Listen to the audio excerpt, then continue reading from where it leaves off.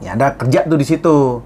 Jadi tukang cuci piring waktu itu. Oh my gitu. God. Nah, ini juga sejarah nih. Yanda kan nyuci mobil tuh, nyuci mobil-mobil gitu. Waktu itu Yanda jadi perizinan plus main di situ. Casting ketemu sama Bunda. Nah, gitu. di situ mulai ketemu Bunda. Bunda. Mulai ketemu sama Bunda itu tahun 97. Enggak. Bunda sempat pacaran sama siapa Iya, dulu? Yanda ngejar-ngejar nggak digubris. Enggak ngejar-ngejar.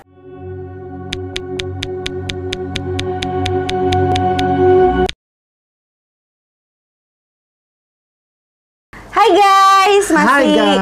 balik lagi sama Yanda, masih di Keisha di channel. Ini kalau misalkan kalian belum nonton episode kemarin yang tentang gimana Yanda sama aku, kan nonton dulu baru nonton episode kali ini. Nah, ini sekarang aku mau lebih tanya-tanya tentang perjalanan Bunda sama Yanda. Nah, kalau aku kan tahu nih, kalau yang di rumah mungkin belum tahu, kalau Yanda dulu tuh merantau. Ya kan, dari Malang ke Jakarta. Cuma bawa 10.000. Berapa? 12.000, 6.000 buat naik kereta. Karena zaman dulu bisa bayarnya melalui masinis kan. 12.000, 6.000 buat bertahan selama 3 hari di Jakarta. Gitu. Nah, itu gimana proses Yanda bisa bertahan sampai Yanda sukses kayak sekarang? Perjalanan singkatnya. Jadi dulu itu Yanda kan kalau zaman dulu namanya itu minggat gitu, pergi dari rumah karena memang kebetulan cita-citanya Yanda itu pengennya jadi apa, tapi kuliahnya yang nggak sesuai dengan keinginannya Yanda gitu. Jadi Yanda protes gitu ya, Yanda pergi waktu itu modal cuman bawa uang 12.000 tahun 95 itu ke Jakarta naik kereta. Terus udah gitu 6.000 bertahan, tinggal 6.000 tuh bertahan di stasiun kota waktu itu. Itu Yanda tidur situ gitu, tidur di stasiun? Di stasiun 3 hari. 3 hari gitu tidur di stasiun. Ada aja kalau umpamanya suka ada kereta yang kereta datang dari daerah gitu ya. Itu suka banyak makanan-makanan tertinggal tuh di situ. Tapi makanan utuh ya, bukan bekas loh. Makanan utuh gitu, ada nasi kucing lah, ada gorengan lah apa. Tapi memang banyak juga yang tinggal di situ pada saat itu. Jadi memang waktu itu jadi satu gerbong itu udah ada yang jatah-jatahnya lah gitu untuk ngambil yang ada di situ gitu. Untung-untungan memang gitu. Tapi Yanda selama 3 hari itu dengan 6.000 itu alhamdulillah Yanda bisa survive. Nah, pada saat itu setelah dari situ Yanda tuh jalan dari naik kereta dari stasiun kota tuh ke Gambir waktu itu. Nah, dari Gambir Yanda jalan kaki tuh. Jalan kaki, aku tuh inget dulu diajakin sama Eyang itu ke Pecenongan gitu. Ada restoran di Pecenongan. Ke sana itu Yanda jalan ke sana, terus Yanda sempat cari kerjaan dan dapat ketemu sama orang Blitar. Waktu itu Blitar itu Jawa Timur. Jadi Yanda ngobrol sama dia, Yanda cari kerjaan. Ternyata dia kerja di tempat itu, di restoran gitu, di depot seafood gitulah, yang warungan gitu. Ya ada kerja tuh di situ. Jadi tukang cuci piring waktu itu. Oh my gitu. Iya, ya ada kerja cuci piring. Terus itu sekitar hampir 3 bulan lah, 2 bulan sekian lah, hampir 3 bulan. Nah, setelah itu diajakin sama si bosnya Yanda itu, dia punya saudara yang perlu driver, perlu supir gitu. Kebetulan Yanda satu-satunya orang yang punya SIM di situ kan, karena Yanda kan punya mobil waktu di Malang itu Yanda bawa mobil sendiri gitu kan. Jadi Yanda punya SIM, jadi gitu. Tapi Yanda kan nggak tahu Jakarta seperti apa kan jalan-jalannya. Nah waktu itu kebetulan si ponakannya bosnya Yanda ini, dia itu tinggalnya di Kelapa Gading. Nah dari Kelapa Gading cuman kerjanya dia itu di Sunter. Jadi Yanda cuman gitu-gitu doang gitu. Nah Yanda dulu modalnya itu kebetulan di di tempat Yanda ngontrak. Nah Yanda ngontrak di tempat sana itu kontrak rumah 4 kali 4 kalau nggak salah ya, 4 kali 4 itu isinya 12 orang. Oh my God. Gila nggak? Tidurnya tuh cepet-cepetan. Siapa yang tidur bisa terlentang rezekinya. Kalau nggak ya tidurnya duduk gitu kalau telat. Tapi nggak 12-12-nya. Jadi kalau tidur ya paling ada cuma 8 orang gitu. Apa namanya? Jadi nyewa itu buat rame-rame patungan kita gitu. Tapi kan yang kerja ada yang ya ada yang pemulung lah, ada yang tukang bakso lah, ada yang security lah. Jadi bayangin tuh numplak blak di situ kita tinggal di daerah sana itu di pusat Jakarta Pusat. Nah dari situ Yanda jadi driver tuh. Nah jadi driver itu 4 bulanan Yanda jadi driver. Ini soalnya orang Chinese gitu, orang Chinese dan nggak bisa bahasa Indonesia gitu, orang Chinese-nis gitu, nggak bisa bahasa Indonesia. Memang dia dari luar dari Taiwan orangnya. Ya, jadi ada nyetir-nyetir gitu. Nah, pada saat itu dia tuh punya mobil. Nah, ini juga sejarah nih ya. Cianda kan nyuci mobil gitu. Mobilnya dia tuh ada 3. Kijang, terus ada baby van, terus satunya lagi itu pick up gitu, kayak Panther gitu. Nah, Yanda pegang 2. Yang Kijang sama yang Mercy itu Yanda nggak boleh manasin. Oh, nggak boleh manasin. Nggak boleh manasin. Bolehnya cuma nyuci. Itu Mercy itu. Jadi cuman majuin aja nggak boleh, mundurin dia sendiri. Yanda cuma boleh nyuci. Wah, Yanda tuh keren banget tuh pada waktu itu kan baby band itu ya. Keren banget nih mobil gitu. Yanda nyuci gitu kayak apa sih gitu kan. Startnya itu kayak apa gitu kan. Yanda oh itu. Nah, Yanda setiap nyuci selalu Yanda mengawali doa gitu ya, bismillah gitu ya.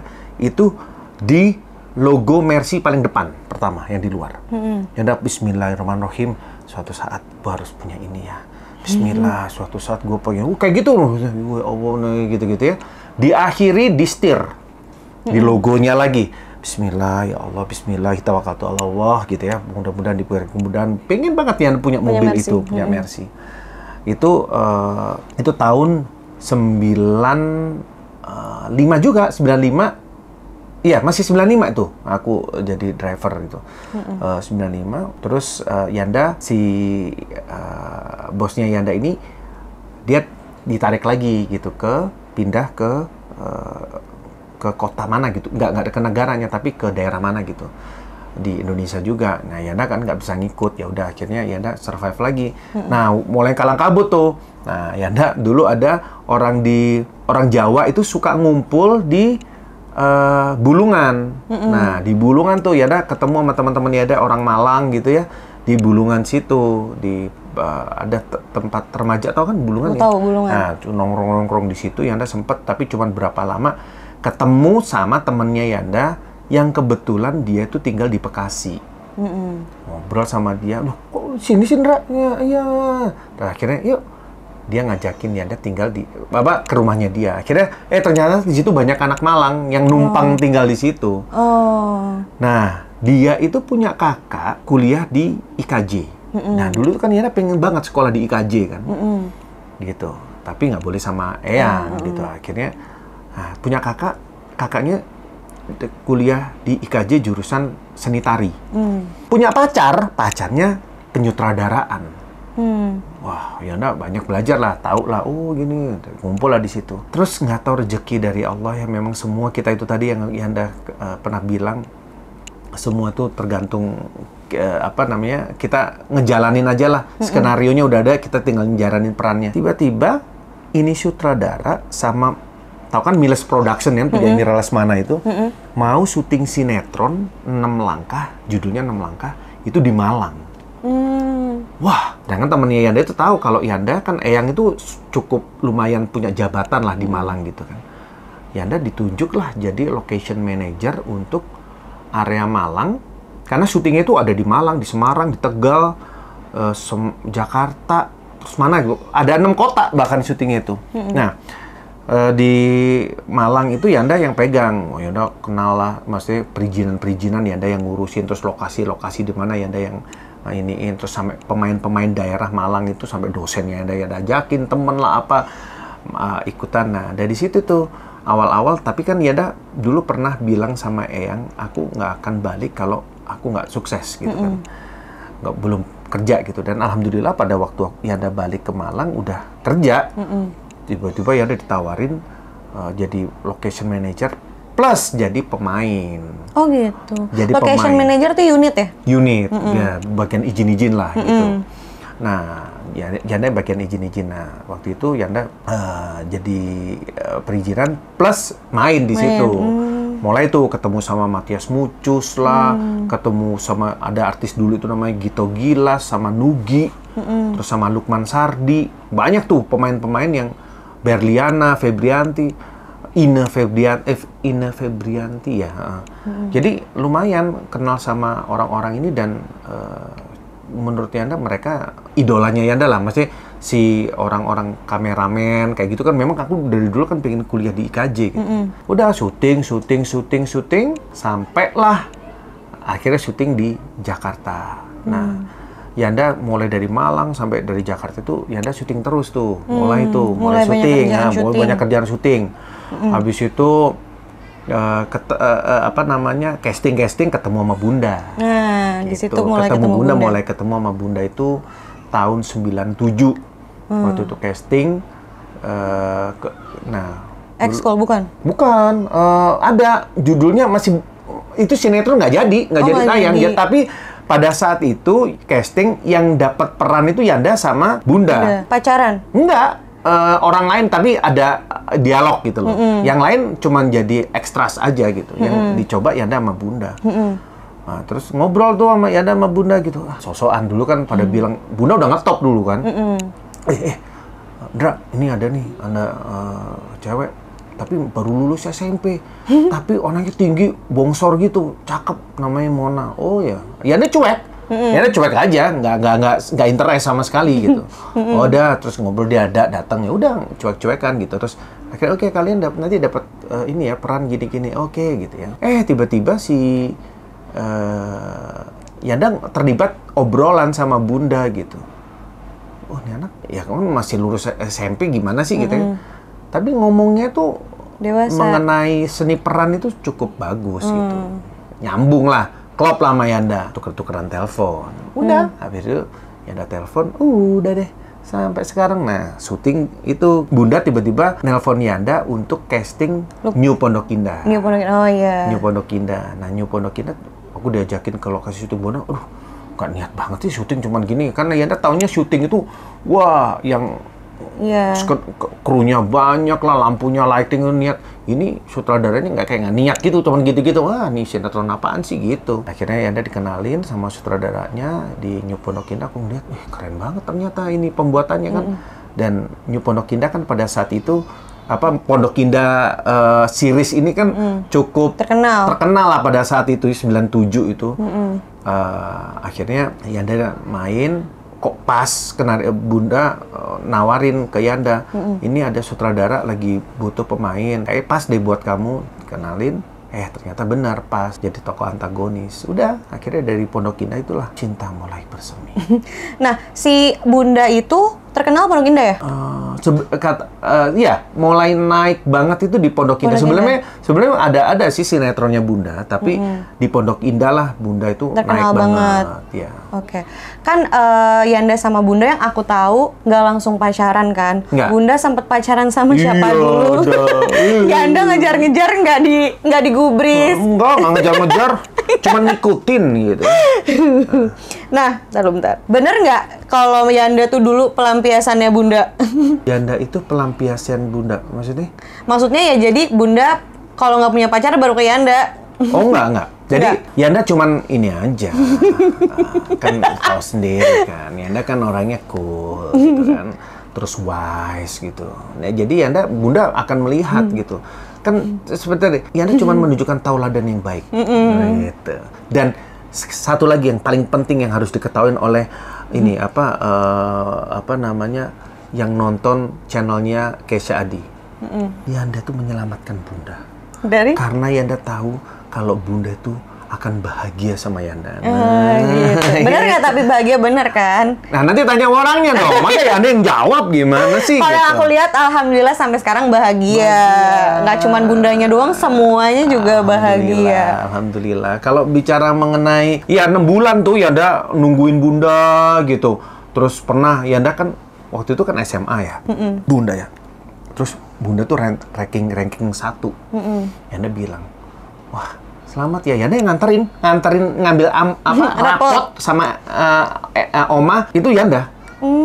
Waktu SMA? SMA ngambil rapot, tapi kan ada di mobil, ya nyetirin, nyamperin ke nganterin ke rumah, terus Yanda bilang, nanti malam ada acara nggak? Gitu. Malam minggu itu malam minggu. Itu belum pacaran?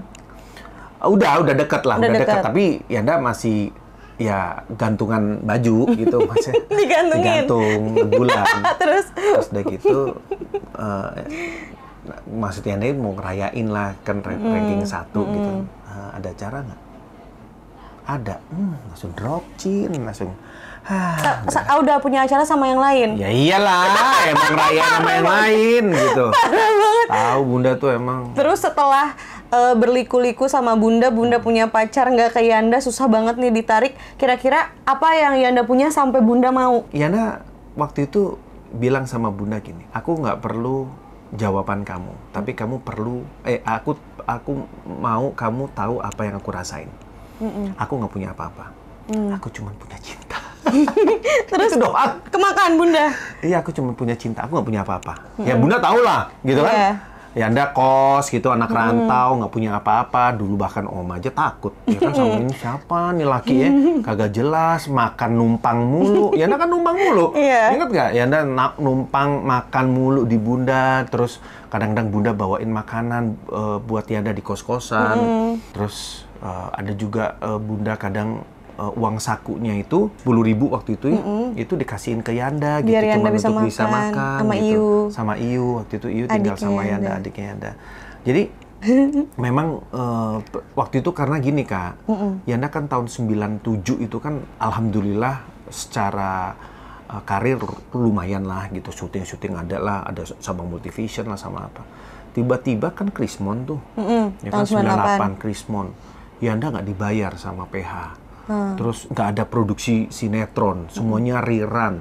Wah, Yanda mati kutu, udah nggak bisa kemana-mana gitu. Yanda udah bener-bener hidupnya udah bener-bener ya numpang sana numpang sini. Sempat karena kan Yanda di Nemelang kan syuting sama Nugi tuh. Yanda sempat tuh jadi asistennya Nugi. Ada tuh penyanyi Nugi Nugraha. Dia cukup terkenal dan adiknya Katon Bagaskara. Nah itu aku tinggal di rumahnya dia, ngasistenin dia gitu ya. Terus udah gitu, apa lagi ya? Numpang ada di temannya Yanda lagi. Pokok Yanda untuk bertahan hidup seperti itu. Ya, jadi gitu. apa aja yang ada dikerjain. Waktu itu dapat kerjaan di kantor di Fatmawati, Yanda bahkan bilang udah nggak perlu ada security, aku aja yang tinggal sini gitu. Karena Yanda nggak bisa bayar kos juga waktu itu. Karena gitu. Lagi Krismon gitu. Ya pastilah Oma juga mikir dong sama Opa dong, ini anak gua udah cantik, terkenal gitu kan. Perempuan satu-satunya. Iya, perempuan satu-satunya. Terus ada yang deketin pacaran, mas kagak jelas gitu kan. Hidupnya juga udah kurus kering gitu kan. Aduh, nggak mungkin deh gitu ya, pastilah khawatir gitu.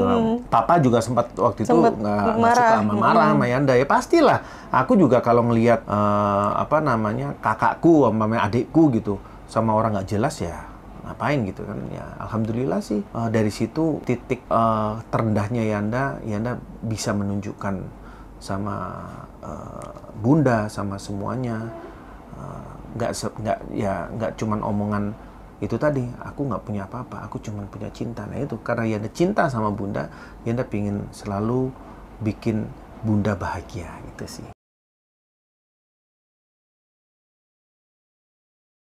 Di mana titik Yanda bilang kalau she's the one, bunda tuh satu-satunya sampai mau nikahin bunda? Dari Yanda menikah sama bunda memilih Yanda itu salah satu keyakinan yang sangat keputusan yang sangat hebat buat Yanda gitu. Dia terkenal gitu, bahkan Yanda sampai dibully tuh sama orang-orang mengenai